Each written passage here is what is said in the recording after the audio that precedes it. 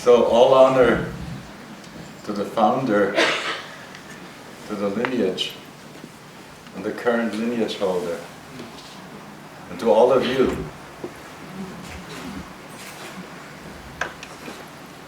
You're on. You're the one who's on. I'm off. So is my computer. Well, thank you. First of all, thank you so much for coming. A number of people in the Jewish renewal community were very surprised that you agreed to come. So I take that as real honor that you're. Well, once I found out that this doesn't mean Republican.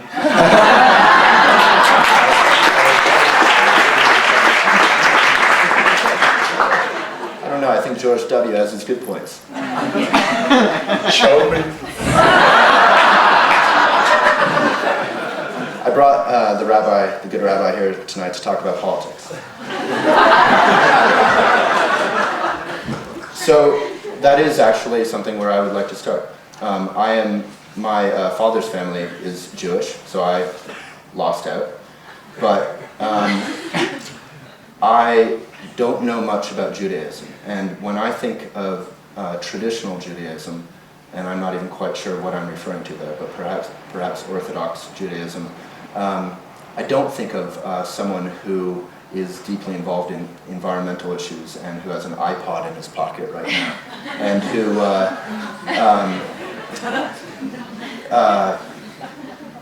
so I guess what I'm saying is you're on the surface you seem to be, you look the part very well, but I know a great deal of your work, and as expressed in his most recent book, which is Jewish with Feeling,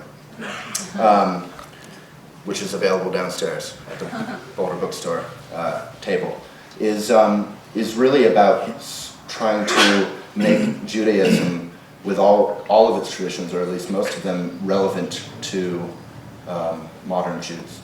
And that seems to be something that maybe hasn't happened for a lot of Jews. So how do you do that? So there is a Yiddish phrase that goes like this: before I speak, I want to say a few words. So first of all, I want to say that I'm very, very happy that there's a co-op here.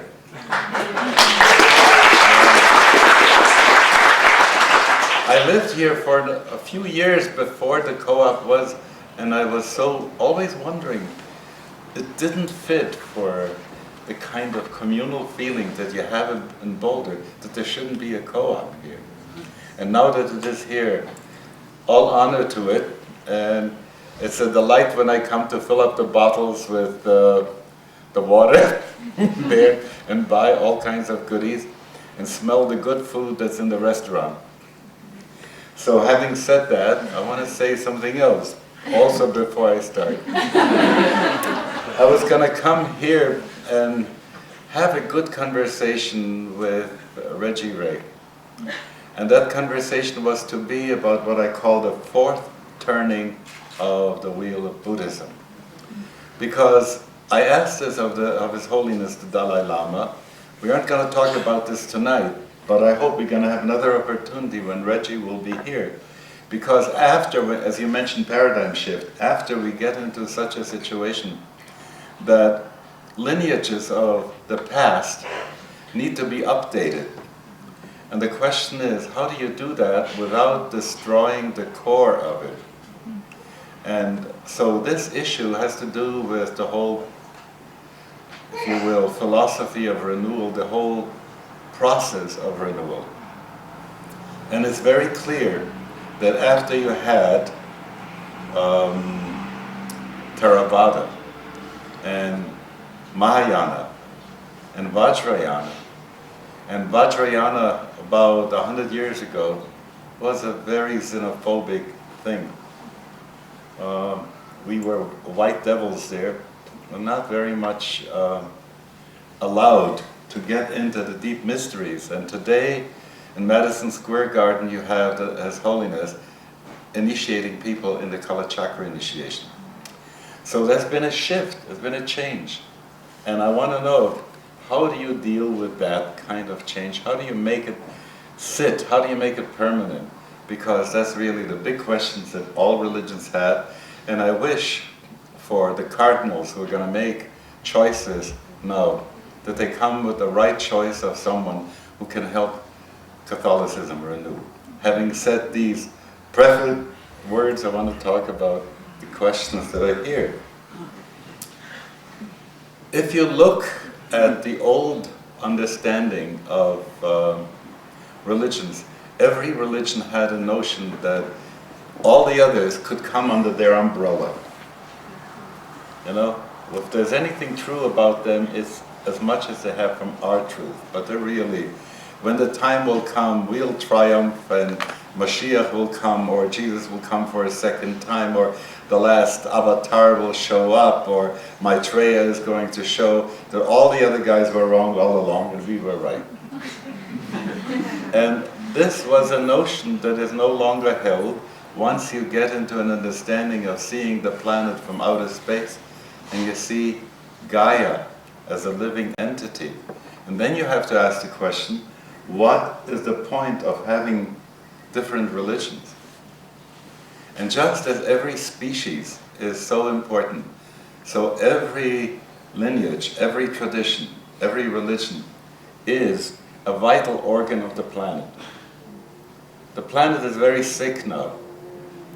I'm not only talking about the physical things, but also about the way in which the energy systems of the planet are not working out. The chakras don't talk to each other.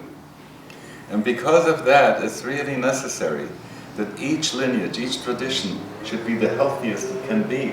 And if Judaism is going to do its work as part of the family of religions on this planet, we have to be the best ones that we can be at this point in Judaism.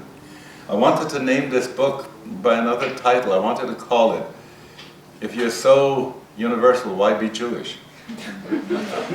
And the answer is because each lineage, each religion has to be the best that it can be. And the best doesn't mean it has to be antiquarian. So the question comes now, how do we work it out that we are also bringing everything that's necessary from the past into the present, and at the same time, don't drive by the rearview mirror, but look ahead. I forgot I was up here.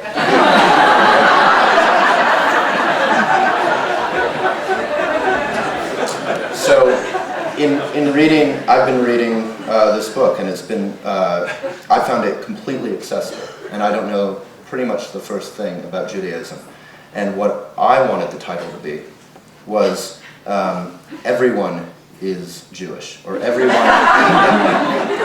is a Jew, because it seems like a lot of what you're talking about, while there are particular traditions like Shabbos, or many that you talk about, what you're talking about really, the point is the same. There's a Buddhist phrase that says all dharma, all teachings agree at one point.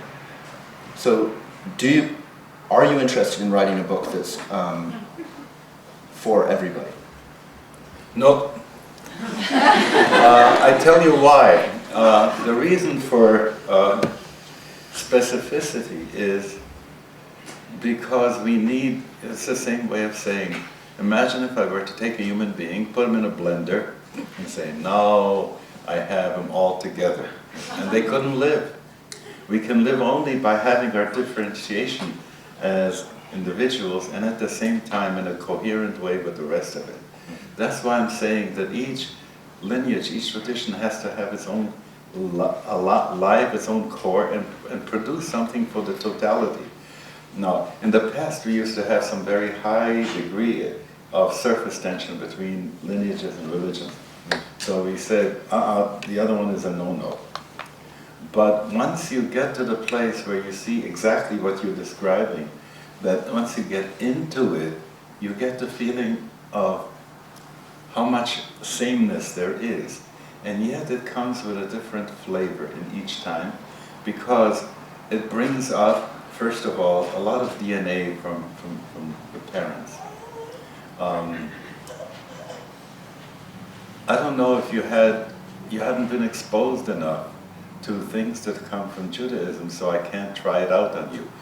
But imagine if you hear the melodies of the High Holy Days, something will wake up inside of you that you haven't quite got this time around. And so there is something that comes from our past, and we have learned that, and you have enough experiments. The children of rats that have been trained in a particular way will still have that training in them, although it didn't happen to them in their lifetime. So there is something of that, and we need to honor it. The other thing we have to honor is what comes to us from Earth. Because if you have an organismic understanding, our Mother the Earth gives certain kind of life things to each group which are needed, just as the liver has to have its work done and the kidneys have their work done. Every religion has to do that. That's why I don't want to write a blended deal. So one of the, in doing a little research on this interview, one of the talks that I read by yourself, you gave in the company on the same panel as Desmond Tutu and the Dalai Lama and many others. Yeah. So I have no question there, but I just feel incredibly intimidated.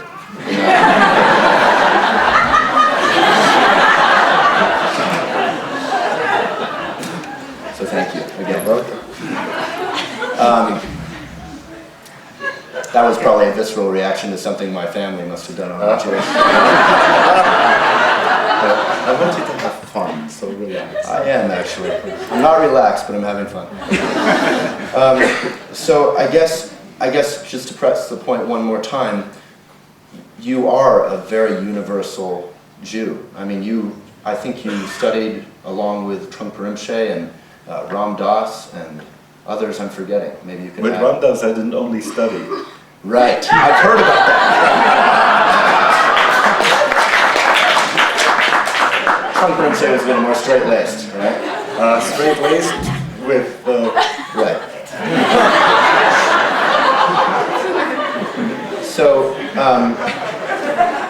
So it seems like your bias, in a sense, is to be deeply rooted in your tradition, but to go outward continually with joy. So why wouldn't you? I feel like your voice, maybe this is the editor in me, being a little frustrated, your voice is so accessible for anybody. Why wouldn't, is there some way to write about your tradition in a way that can help, I mean, like how you talk about the importance of ecology within Judaism, or, you know. Well, let me tell you what I had in mind with this book, that why I approached it the way in which I did. I don't have the sense that you can tell people, go there and come as someone who knows better. Because the time for that heteronomous teaching, the teaching comes from the outside, is over. In the past we used to say if someone converted to Judaism is a Jew by choice. I think nowadays every Jew who is a Jew by choice, because you don't have to be. And if you have chosen to be that, that means that it's on your initiative. So how do you get all the values that come from the past and make them so accessible without imposing them on people? You let them find out. And so as we go into the thing about what are the feelings that you have had, did you feel sometimes that something was drawing you to something? Because most of psychology was always asking the question, why are you doing that, and goes back to the past. Because your mama did this to you, or so this and that, you know. But they don't ask enough the question, what is in the future that's attracting you? And if you go with Elia Prigogine, he points out that any system that is self-contained has entropy and falls apart, dies. So it needs to have a strange attractor, something from the outside that gives it life.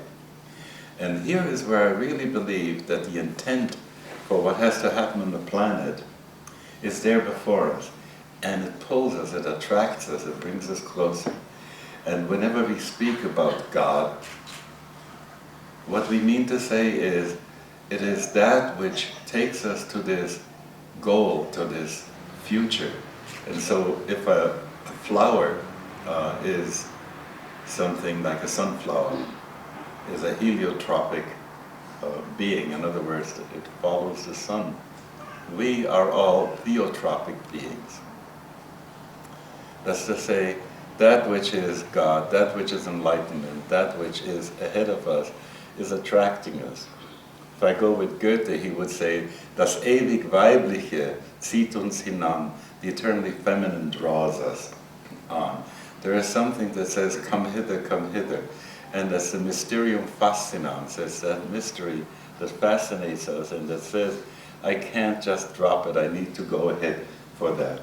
Now once people get into the field that, aha, yes, I know that, I have experienced that. Is there a way in which I can find a map that will help me with that? This is what I wrote this. So I guess in a simple way, what I'm asking is, how can I, someone who isn't particularly Jewish, learn from you, or learn from Judaism? I start out with Shabbos, you know. If you want to know Jewish sadhana, how do you get into doing the Jewish thing? I would say the first thing is you have to take a few minutes and make Sabbath for yourself. Stop getting into the production of things, being able to just be. I had a sense this morning, I was talking to some caregivers, and there were some people who work in hospice and so on. And I asked them, what do you do to pamper your soul? Because otherwise you burn out so much, you know. You're always on, you don't have any downtime. And I pointed out that if you take your downtime as the first day of the week, it's like, I'm resting so I can work. If you take the downtime at the end of the week, it's like saying, I work so now that I can get into being. And I think that that's a very important contribution that we are making to bring people back to organic time from commodity time. That's really what I'm pushing here hard. I think you get into that, you find out that there are voices beginning to speak inside of you for how to do it. But I need to add something here too. Who gives me the time signal here? How am I doing? I'm keeping an eye on it. Yeah? Okay. Good. But Maren. Where was I? Organic time and Right. commodity. Thank you very much. Yes. If you look at the way in which our calendar operates, you realize that Passover always falls at the time of the full moon of the vernal equinox. That's to say, when sun and moon are aligned in this way. Sukkot, the other holiday in the fall, falls on the full moon of the autumnal equinox. Now, nowadays, when we have electric light and so on and so forth, we don't live organically with the time, so we have chopped it into segments that we can sell. If I were to be a shrink and I would charge for seeing patients, clients, I would want to charge for 10 to 11, I'd want to charge $200. But you can get me for $60 between 3 and 4 in the afternoon. You understand what I'm saying? This has to do with how organic time is understood.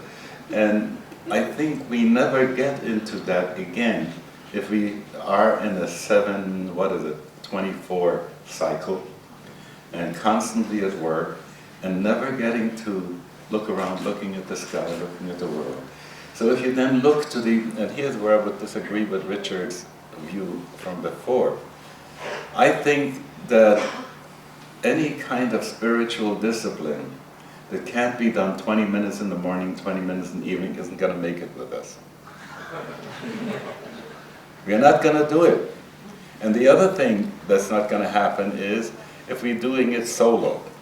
Before, you know, when Berliner was showing us how to sit and how to bow, that was wonderful.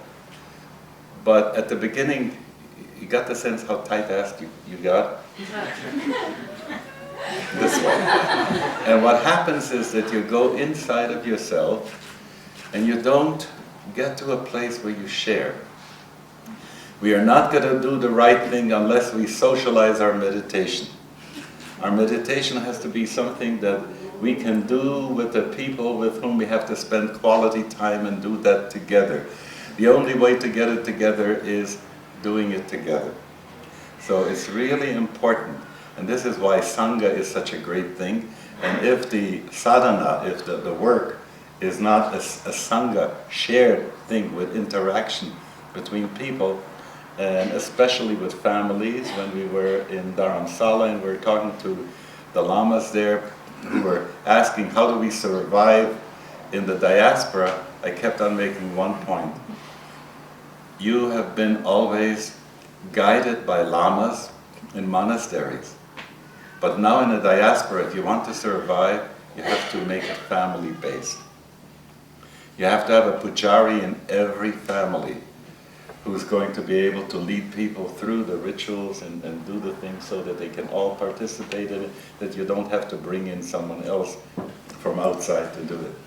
So I think in this way, there is a lot what I'm saying that you can transfer to other situations, and that's been so wonderful. We have Passover coming up very soon, and we'll be doing a Passover Seder.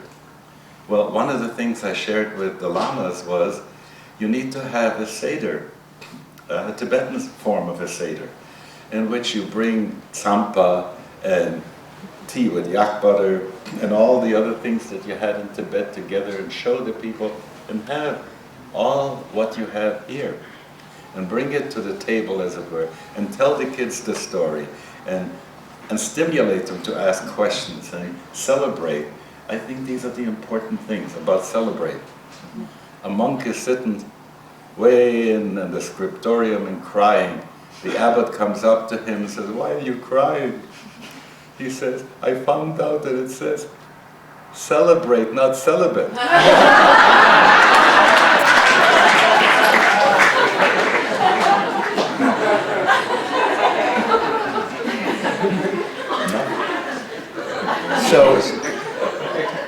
So I think that's an appropriate place to stop.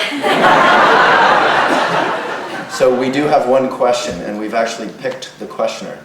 I know in my studies of your book and also of your talks online, Reb Zalman, that you talk a lot about the importance of mentoring, and you're very concerned with how the Jewish tradition will continue with future generations, and I know you do a lot of work, you walk the talk, you do a lot of work with young folks. So without further ado, Danya Underwood. It's you! Hi, Reb Zalman. You have to sing I have to sing. one phrase or two. Go ahead. Kol haneshama tehallelia. Kol haneshama tehallelia. Okay.